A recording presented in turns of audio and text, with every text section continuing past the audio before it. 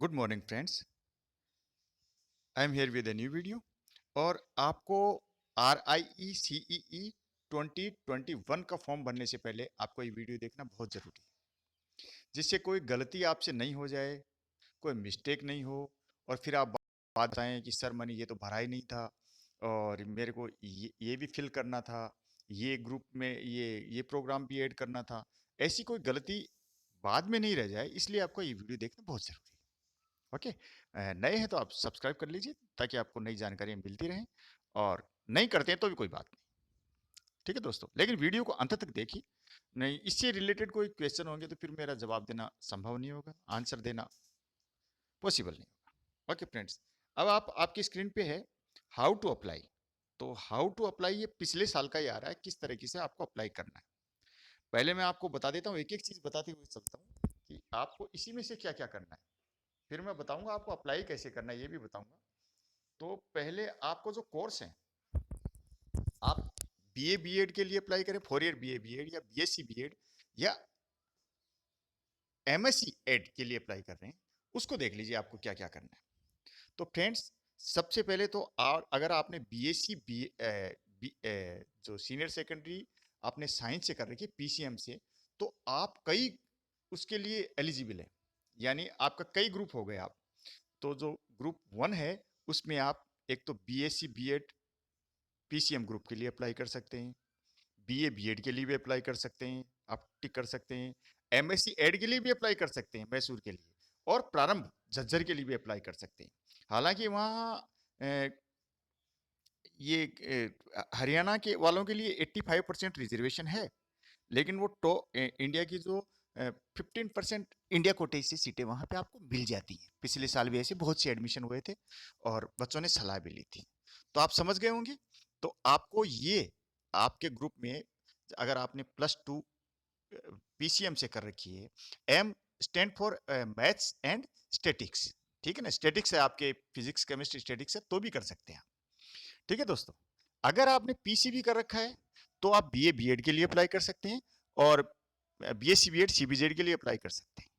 Okay friends, और अगर आपने प्लस टू कर रखा, आपने आर्ट्स से कर रखा है या कॉमर्स से कर रखा है, तो फिर आप बीए बीएड के लिए ही अप्लाई कर सकते हैं।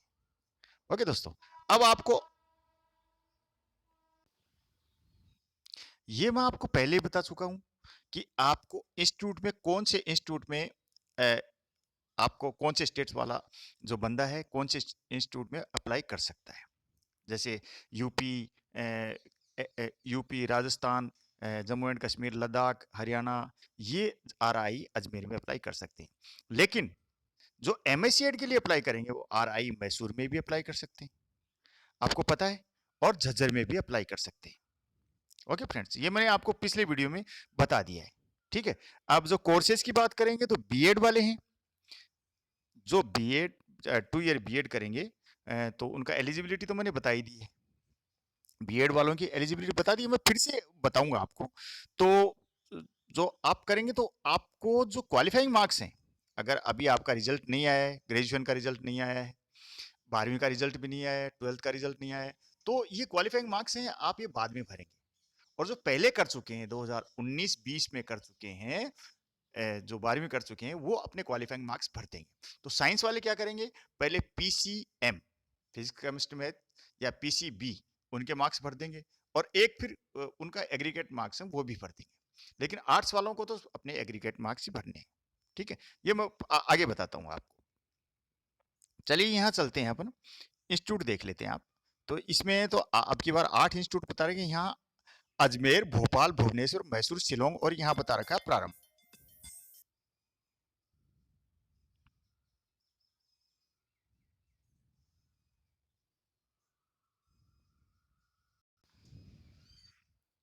तो यहाँ इंस्टीट्यूट कॉन्टेक्ट सीई सिलेबस, ये सीई सिलेबस आपका मेरा पुराना वीडियो पड़ा है। फिर गाइडलाइन फॉर सब्सक्राइबर, यहाँ देखिए यहाँ क्या चल रहा है। यहाँ देखेंगे तो आप पट्टी चल रही है, रजिस्ट्रेशन विल स्टार्ट सून। तो रजिस्ट्रेशन थोड़ी देर में शुरू होने वाले हैं। इससे पहले मैं वीडियो बना रहा हूँ तो आपको थोड़ी सुविधा रहेगी फॉर्म भरने में। तो आप थोड़ी उनको अगर आप रजिस्ट्रेशन शुरू कराने से पहले भी अगर वो इसके निर्देश देखेंगे तो अच्छा रहेगा। चलिए आगे चलते हैं। कोर्सेज देख लेंगे कौन कौन से कोर्स हैं, सीट मैट्रिक्स देख लेंगे आपकी कितनी कितनी सीटें किस किस सब्जेक्ट में, और इंफॉर्मेशन ब्राउजर ये भी देख लेंगे। एलिजिबिलिटी क्राइटेरिया का वीडियो मैंने डाल दिया है। रिजर्वेशन पॉलिसी के बारे में मैं थोड़ा सा बता देता हूँ आपको कि यहाँ आपको रिजर्वेशन मिलता है, ओबीसी को मिलता है, एससी, ईडब्ल्यूएस जनरल के हैं आप तो ईडब्ल्यूएस का रिजर्वेशन आपको मिलता है। ये आपको मेंशन करना पड़ेगा। आप जनरल में हैं, ईडब्ल्यूएस में हैं, ओबीसी में है तो नॉन क्रीमी लेयर में है या क्रीमी लेयर में है, ये आपको करना पड़ेगा रिजर्वेशन पॉलिसी में। और सिलेक्शन प्रोसीजर आपको पता ही है। डोमिसाइल, इसमें आपको 3 चीजें बतानी पड़ेंगी कि आप किस स्टेट से बिलोंग करते हैं। तो आपने 10वीं वहां से पास की है इसलिए आप ए कैटेगरी के हैं, या फिर बी, अगर आपके पापा जी वहां सर्विस करते हैं, आपकी मम्मी सर्विस करती हैं इसलिए आप वहां रहते हैं। सी, अगर आपका वहां का मूल निवास प्रमाण पत्र है। तो फिर और फिर एग्जाम सेंटर लिस्ट है। इसमें से आपको 3 सेंटर भरने हैं जो आपके नजदीक हैं। आप कहीं भी भर सकते हैं, ऐसा नहीं है आप अभी दिल्ली आए हुए हैं और आप कहें कि मैं तो बिहार का हूँ, बिहार में सेंटर भरना, नहीं नहीं, आप दिल्ली में सेंटर ले सकते हैं। आप राजस्थान में आए हुए हैं तो आप जयपुर और अजमेर 2 सेंटर हैं तो आप यहाँ सेंटर ले सकते हैं। आप ऐसा नहीं है कि मैं बिहार का हूँ, पंजाब का हूँ तो मेरे को वहीं सेंटर लेना है, नहीं, आपको नजदीकी सेंटर है वो आप ले सकते हैं। चलिए मैं सिलसिलेवार बात आगे बढ़ाता हूँ। नए इंस्ट्रक्शन थोड़ी देर में आ जाएंगे लेकिन इनमें बहुत चेंज नहीं होता है। ये 2020 का है। इसमें बता रहा है कि हाउ हाउ टू अप्लाई, कि कैसे अप्लाई करें। इंस्ट्रक्शंस हाउ टू अप्लाई ये 2020 का था, लेकिन फिर भी मैं आपको बता देता हूँ। तो आपको the the following courses offered regional institute of education, ये आपको बता दिया, अजमेर, भुवनेश्वर, भोपाल एंड शिलोंग। तो BSc BEd 4 year integrated programme, BA BEd 4 year integrated programme, MSc Ed 6 year integrated programme, MSc BEd भी लिख रखा है यहाँ इसको, बीएड 2 ईयर, एमएड 2 ईयर। तो ये भुवनेश्वर, अजमेर, भोपाल, मैसूर और शिलोंग में सब में ये प्रोग्राम है। लेकिन ये BSc BEd 4 year, BA BEd programme और ये सब में नहीं है। ये भूल, जैसे NERI शिलोंग में ये दोनों प्रोग्राम नहीं है। और जो बी एमएससी एड प्रोग्राम है ये सिर्फ मैसूर में है, ठीक है ना। तो ये अलग अलग चीजें हैं, बीएड सब में है। अब ये अलग अलग थोड़ा सा देख लीजिए यहाँ। तो फॉलोइंग कोर्सेज, ये प्रारंभ झज्जर का है, मैंने अभी शुरू में चर्चा की थी। फॉलोइंग कोर्सेज ऑफ प्रारंभ state institute of advance studies teacher education, Jhajjar Haryana. यहाँ बीएससी बीएड है, 2 ही कोर्सेज है, बीएससी बीएड 4 ईयर इंटीग्रेटेड और बीए बीएड 4 ईयर इंटीग्रेटेड, 2 ही कोर्स है। तो ये आपको मैं थोड़ा डिटेल से बता देता हूँ। ये यहाँ आइए, RI अजमेर बीएससी बीएड और physical and biological group, BA BEd. तो ये दोनों में यहाँ काफ़ी सीटें हैं, जो मैं आपको बात करूँ 50+ सीटें हैं, और बीए बीएड में 50 सीटें हैं। बीएड एंड एमएड ये 4 प्रोग्राम है। बीएससी बीएड, सॉरी, यहाँ पे 4 प्रोग्राम आपको मिलते हैं अजमेर में, BSc BEd, BA BEd, BEd और एमएड। और RI भोपाल में आपको सेम प्रोग्राम मिलते हैं, BSc BEd, BA BEd, BEd and MEd. चलिए आगे चलते हैं। यहाँ मैंने अप्लाई आप कहाँ कहाँ कर सकते हैं ये मैंने आपको पहले पिछले वीडियो में बता दिया है कि कश्मीर, जम्मू कश्मीर, हिमाचल प्रदेश, पंजाब, हरियाणा, राजस्थान, उत्तराखंड वाले यहाँ अप्लाई कर सकते हैं। और छत्तीसगढ़, महाराष्ट्र, गुजरात, गोवा, दमन एंड दादरा नगर हवेली वाले यहाँ भोपाल में अप्लाई कर सकते हैं। RI भुवनेश्वर में कौन अप्लाई कर सकता है ये मैंने बता दिया था, लेकिन ये भी बता दूं कि जहाँ NERI शिलोंग में सिर्फ 2 ईयर बीएड है, इसलिए वहाँ के बच्चे हैं जो नॉर्थ ईस्ट के बच्चे हैं वो यहाँ 4 ईयर प्रोग्राम के लिए, एमएड के लिए यहाँ पे अप्लाई कर सकते हैं, ठीक है ना। नॉर्थ ईस्ट के जो बच्चे हैं वो स्टेट मैंने आपको पहले बता दिया, पिछली वीडियो में बता दिया।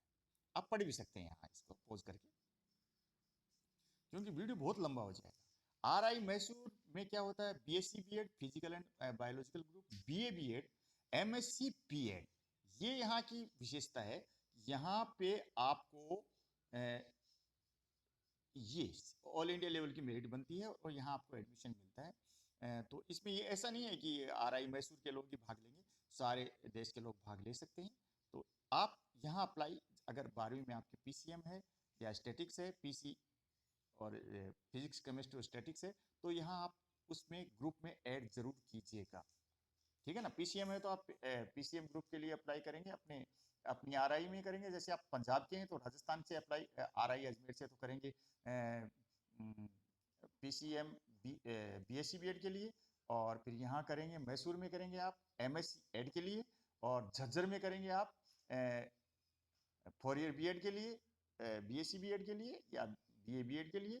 और राजस्थान पंजाब से ही फिर आप जो आरआई अजमेर है तो यहाँ से आप बीए बीएड के लिए भी अप्लाई कर सकते हैं। यानी सभी मेरिट लिस्ट में आपका नाम आएगा, ध्यान रखिएगा। ऐसा मत सोचिएगा कि मेरा मेरिट लिस्ट में नाम नहीं आएगा, एक में आएगा, सब में आएगा। पिछले साल ऐसा हुआ था कि एक एक बच्चे का 4 मेरिट लिस्ट में नाम था।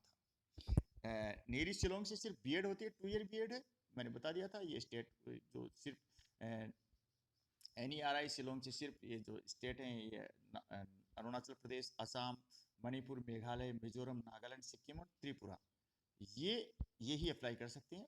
प्रारंभ स्टेट ये मैंने बता दिया था, 80% 85% आपका रिजर्वेशन है, ये लिखा हरियाणा वालों के लिए। और रिजर्वेशन भी सिर्फ हरियाणा वालों के लिए ही, ये सब स्टूडेंट्स हैं। फिर आप लोग जनरल की तरह ट्रीट किए जाओगे, ओपन कैटेगरी में ट्रीट किए जाओगे, बाकी सारे इंडिया के लोग हैं। रिजर्वेशन सिर्फ हरियाणा के लोगों को मिलेगा। चलिए आगे चलते हैं। Fee structure of common entrance exam ये अलग होगा, ये पिछले साल का नहीं। स्टेप फॉर टू फॉलो, आपको स्टेप क्या है कि आपको रजिस्ट्रेशन फॉर्म पे आप जाएंगे, cee.ncert.gov.in पे जाएंगे। तो आपको ये डेट नहीं ध्यान रखनी है आपको, क्योंकि ये डेट पुरानी डेट है, तो इसके ऊपर आपको गौर नहीं करना है। तो आपको जो उस पे जाएंगे तो आपको रजिस्ट्रेशन करना है। रजिस्ट्रेशन करेंगे तो आपको जो आप after your you complete the registration you will given A one time password. आप रजिस्ट्रेशन प्रक्रिया पूरी करते ही उस साइट पे जाएंगे तो आपको वन टाइम पासवर्ड मिलेगा, जो आपको लिख लेना है। ठीक है ना, आपकी स्क्रीन पे डिस्प्ले होगा, तो आपको नोट कर लेना है। ठीक है, नोट कर लेंगे, क्योंकि लॉगिन में वही काम आएगा। फिर आप लॉगिन करेंगे टू CE 2021, इसको मत देखिएगा, है ना, वेबसाइट, इसी वेबसाइट पे आप, तो फिर रजिस्ट्रेशन नंबर और पासवर्ड आपने नोट कर रखा है, वो आपको जो आपने फर्स्ट टाइम रजिस्ट्रेशन कराया था वो आपको ध्यान रखना, लिख ही रखा आपने। अब वहां क्या करेंगे, आप उसको डाल देंगे। On successfully login, you will be able to see your registration number and username on the top right hand corner. दाएं कोने पर आपको आपका, जब सक्सेसफुली लॉगिन हो जाएगा तो आपका रजिस्ट्रेशन नंबर और यूजर नेम आपको दिखाई दे जाएगा। ठीक है, और तो अप्लीकेंट्स इंडेक्स पेज आपको दिखाई दे जाएगा। फिर ये आपकी सारी चीजें ना, आपको इंस्ट्रक्शन आप ध्यान से पढ़ लीजिएगा, फिर आप आगे बढ़िएगा, है ना। अप्लीकेंट्स बेसिक डिटेल्स पेज है, और कंफर्म टू डाटा, सारी चीजें पढ़ने के बाद ही आप कंफर्म करेंगे, क्योंकि फिर आप चेंज नहीं कर पाएंगे, मैं आपको पहले बता देता हूँ, है ना। और ऐसे ही आपके आगे आएगा exam centre and programme details page आएगा। तो मैं आपको ऐसे पहले बताऊँ, आप अपने आप को प्रिपेयर कर लें कि क्या क्या आने वाला है, क्यों नई चीजें आएगी, उसमें थोड़ा बहुत चेंज हो सकता है ना। तो फिर भी मैं आपको बता रहा हूँ, exam centre and programme detail page, this will take you to exam centre and programme detail page. Select your choice of exam centre, you have 3 choice. तो आपको 3 चॉइस मिलेंगी।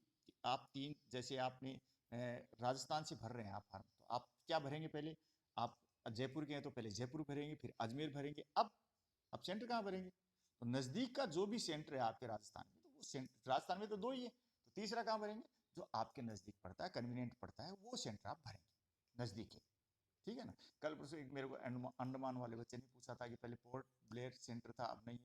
तो भाई जो आपके नजदीक सेंटर हो वो भरना है, क्योंकि वहीं से ऐसे ही निर्देश। ठीक है, सेलेक्ट द अप्रोप्रिएट स्टेट, अगर आप जिस स्टेट से आप बिलोंग करते हैं या यूनियन टेरिटरी से बिलोंग करते हैं, तो वो आपको सेलेक्ट करना है। ठीक है, और किस तरीके से करना है, क्योंकि उसी के आधार पर as a proof of eligibility of state UT और admission, the candidate has to produce any one of the following documents. तो मैंने ये बात पहले बता दी है कि या तो आपने वहां से 10th मैट्रिक पास की हो, ठीक है, या फिर having pass the qualifying examination from the state UT as given in the advertisement. यानी आप क्वालिफाइंग एग्जामिनेशन मैट्रिक का ही नहीं है, या आपने 10वीं की हो, 12वीं की हो, या ग्रेजुएशन किया, और या फिर in case of legal guardian parents is an employee of state, central government, government of India, आपके मम्मी पापा आपके अभिभावक हैं, वो वहाँ रह रहे हो, एम्प्लॉय नौकरी कर रहे हो, और या फिर आपके पास मूल निवास प्रमाण पत्र, domicile. Candidates need to fill any one of the choice A B C, इन तीन में से कोई एक चॉइस आपको भरनी है। कोर्सेज प्रोग्राम यहाँ बता रखा है, एज पर एलिजिबिलिटी आपको देख लेना है, और एक से ज़्यादा कोर्स में आप अप्लाई कर सकते हैं। आपको ग्रुप ऐड करना है, ऐड प्रोग्राम, ये आप देखेंगे यहाँ, आप इसको ध्यान से पढ़ लीजिएगा, ठीक है, आप इनकी सारी बातें ध्यान से पढ़ लीजिएगा। यहाँ बता रखा है नीरी शिलोंग वाले, NERI शिलोंग वाले कहाँ भर सकते हैं, देखिए इनके लिए ये भुवनेश्वर बता रखा है, ठीक है ना, और ये मैथमेटिक्स ग्रुप वालों के लिए मैसूर वाला भी बता रखा है, हम ये बात कर चुके हैं, ठीक है। और अपनी एलिजिबिलिटी चेक कर लीजिएगा, और candidate can add more than one course to apply in the using the button add programme given on the page. तो पेज पर दिया एक दिया हुआ है, पेज के ऊपर ऐड प्रोग्राम, उस बटन पर क्लिक करके आप ऐड प्रोग्राम वाले बटन पे क्लिक करेंगे, तो वहां आप और भी जो कोर्स हैं उनके लिए अप्लाई कर सकते हैं, ठीक है दोस्तों।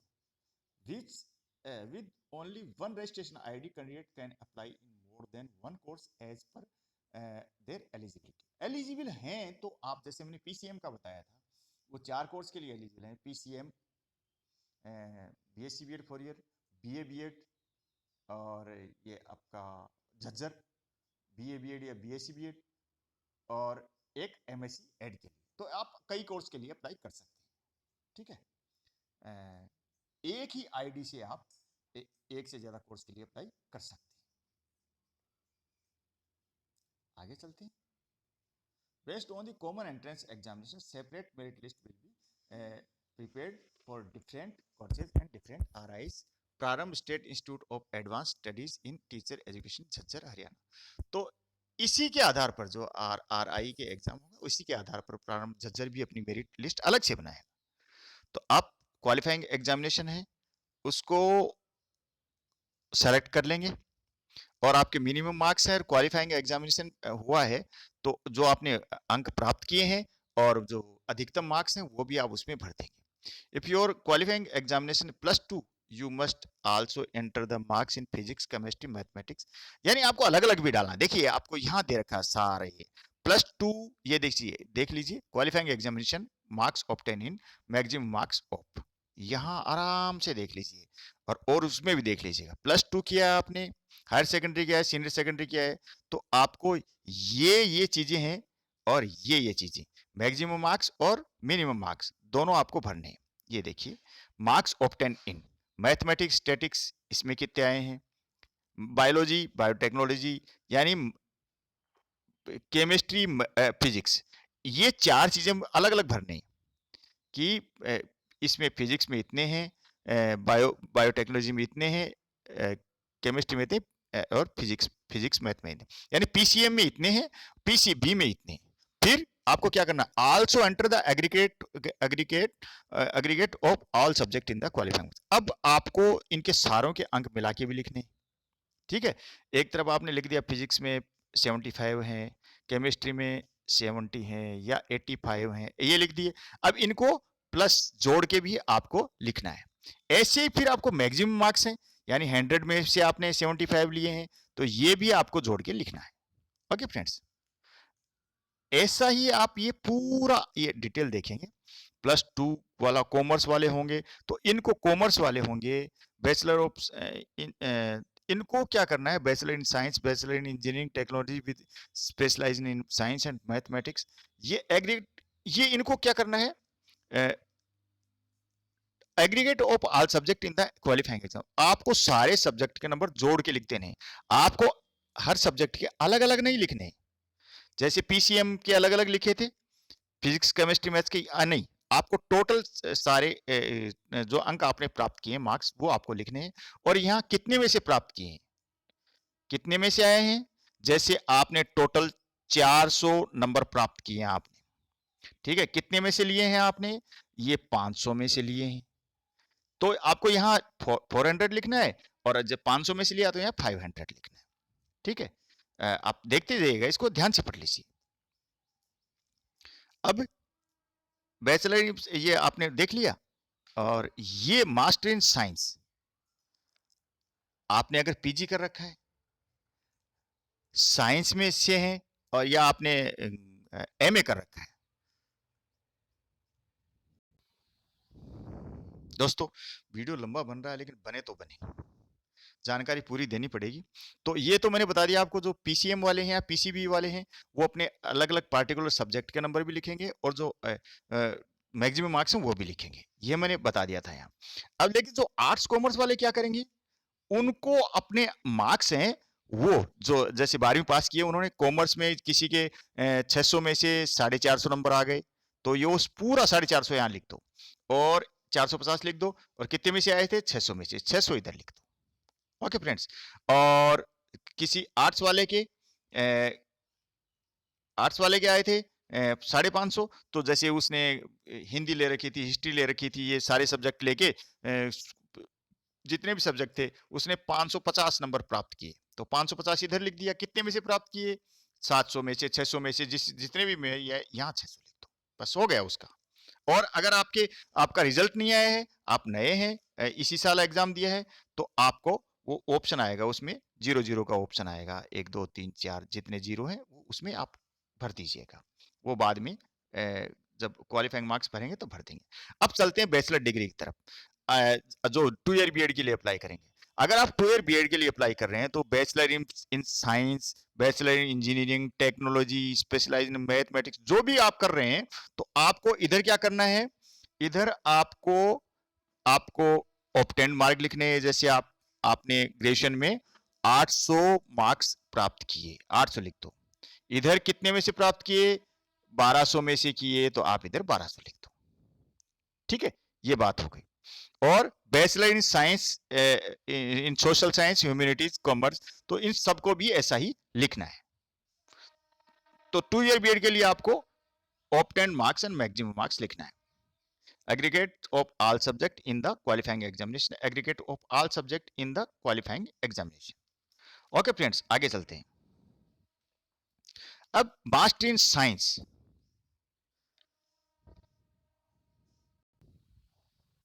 अब कई बच्चों की क्या है कि ग्रेजुएशन में 50% अंक नहीं होते, SC ST वालों के भी थोड़े 5% के रिलैक्सेशन है, तो वो क्या करते हैं, पीजी के अंक डालते हैं। तो आपको क्या करना, मास्टर इन साइंस, आप एमएससी हो, मास्टर इन सोशल साइंस या ह्यूमैनिटीज या एमए हो, तो आप क्या करेंगे, aggregate of all subject in the qualifying examination. आपने पीजी कर रखी है तो आप पीजी के एग्रीगेट मार्क्स यहाँ डाल देंगे, ठीक है। साथ में क्या करेंगे, लेकिन आपको बीए या बीएससी के अंक भी यहाँ पे डालने पड़ेंगे। यहाँ पे आपको पीजी के अंक डालने हैं, ठीक है। यहां पे आपको यूजी के, also enter aggregate of all subject in the graduation, तो यहां आपको यूजी के अंक भी डालने हैं। यहां आपको जो मैक्सिमम मार्क्स हैं एग्रीगेट ऑफ ये मैक्सिमम मार्क्स आपको यहां डाल देने। अब अगर आप एमएड के लिए अप्लाई करें तो क्या करेंगे, तो BEd, BE, ElEd, DElEd with bachelors in arts, science, commerce, ये बीएससी बीएड, बीए बीएड, तो आपको क्या करना है, तो ये जो बीए बीएड ये वाला तो इस तरीके से करेंगे आप, लेकिन बीएड, बीई, एलएड ये है आपको ये क्या करना है, aggregate of all subject in the qualifying examination. तो अगर आपने बीएड कर रखी है, बीएलएड कर रखी है, डीएलएड कर रखी है विद बैचलर इन आर्ट्स, सिर्फ आपने डीएलएड कर रखी है, तो आपको बीए या बीएससी या बीकॉम होना जरूरी है। तो आपको जो क्वालिफाइंग एग्जाम इसके एग्रीगेट मार्क्स डाल देने हैं, या मैक्सिमम मार्क्स जो हैं वो डाल देने हैं। चलते हैं नीचे। और बीएससी बीएड आपने कर रखी है, या बीए बीएड आपने 4 ईयर का जो प्रोग्राम कर रखा है, तो आपको क्या करना है, यहां बता रखा है। तो भी आप एमएड तो कर सकते हैं ना, तो आपको क्या करना है, total of only the professional BEd component, तो आपको इनमें से बीएससी के अंक नहीं, यहाँ पहले आपको डालने बीएड के मार्क्स डालने। बीएससी बीएड आपकी जो एकीकृत डिग्री हो गई, इंटीग्रेटेड कोर्स हो गया, तो आपको बीएड के मार्क्स डालने हैं। फिर क्या करना है, also enter the aggregate of all subject in the qualifying exams. फिर आपको जैसे ये बीएससी बीएड के डालने के बाद या बीए बीएड के डालने के बीएड के डालने के बाद फिर आपको एग्रीगेट मार्क्स भी डालने हैं और यहाँ आपको मैक्सिमम मार्क्स डाल देना। ठीक है दोस्तों, ये इंपॉर्टेंट था, तो ये मैंने बता दिया। अब कंफर्म करना है, आप अच्छी तरीके से फॉर्म को पढ़ लेंगे और उसके बाद एक बार आप रिव्यू कर लेंगे और एक बार आप फिर आप सबमिट कर देंगे, तो उसके बाद आप कुछ चेंज नहीं कर पाएंगे, इसलिए आप देखते हैं। एलिजिबिलिटी मैंने आपको बता दी थी, एमएससीएड के लिए ये क्या होती है, तो आप एक बार पुनः भी उस वीडियो को देख सकते हैं। और फोटो और सिग्नेचर आपको जेपीजी या जेपीजी फॉर्म में जिसमें मांगे गए हैं, और size of photo image should be greater than 5 KB and less than 40 KB। ये जो नए इंस्ट्रक्शन आएंगे उसके हिसाब से आप कर लेना। ठीक है ना, एप्लीकेशन को आप दोबारा रिव्यू कर सकते हैं और पेमेंट कर देंगे जिस जिस हिसाब से बताया गया है, तो ये आप यहाँ देख सकते हैं। ओके फ्रेंड्स, बहुत लंबा वीडियो हो गया है, लेकिन मैंने सोचा कि आपको ये जानकारी देना जरूरी है, और मैं और भी कोई सुधार होगा तो मैं जानकारी दे दूंगा, कोई गलती हो सकती है, मुझसे भी आदमी हूँ। ठीक है, तो आप मेरे साथ बने रहिएगा। अगले वीडियो में फिर मिलता हूँ, तब तक के लिए नमस्कार, धन्यवाद, जय हिंद।